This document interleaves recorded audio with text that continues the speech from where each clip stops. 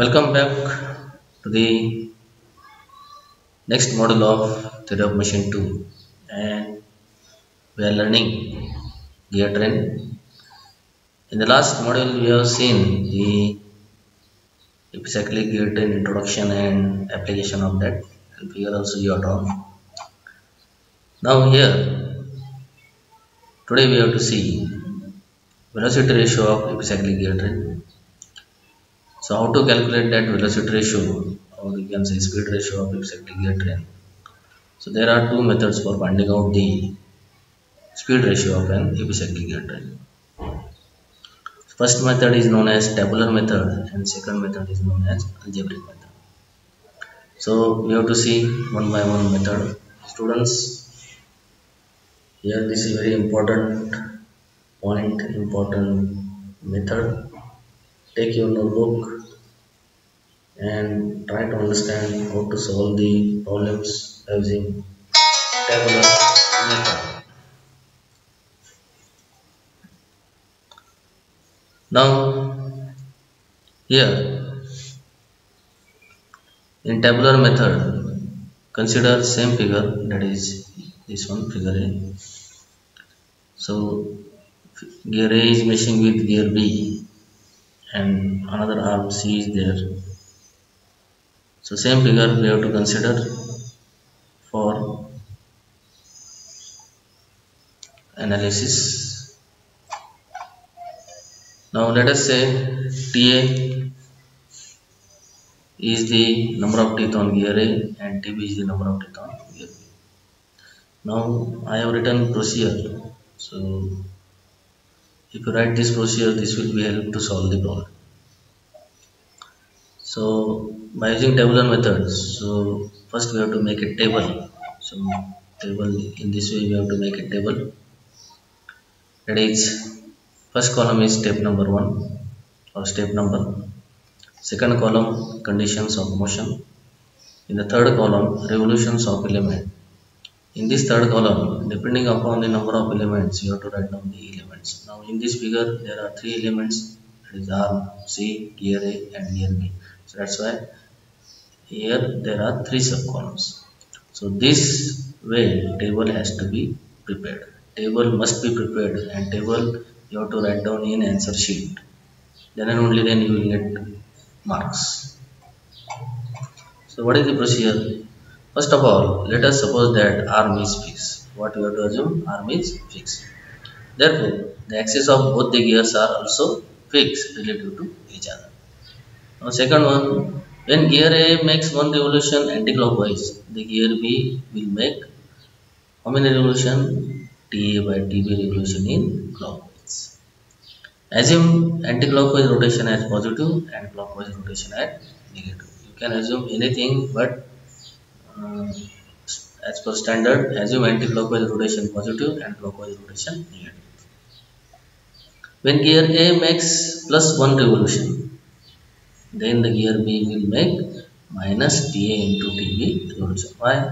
Gear A is rotating anti-clockwise, that's why plus 1. A is meshing with B, but B is rotating clockwise, therefore minus TA by TB revolution. Now put this statement in first row of the table. Secondly, if the gear A makes, let us say x revolution plus x, we don't know how many revolutions, so it is plus x. Then the gear B will make minus x into TA by TB B revolution. Correct? Thirdly, each element of epicyclic gear train has to be given plus y revolution and entered in the third row. And finally, motion of each element of the gear train is added up and entered into the fourth row. Now one by one we have seen. Now see here. If we take ratio, suppose NB upon NA, so is equal to TA upon TB. Now NA is plus 1 revolution, so NB becomes NB is equal to TA by TB, like this.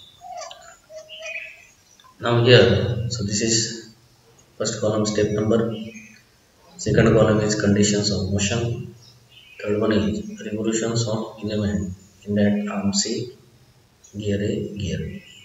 Now here, why I have taken arm C? So let us consider arm C is fixed. That's why arm C I have taken first in the third column. Now this way you have to write down in the answers also. So step number one, so what is step number one? You have to write down like this.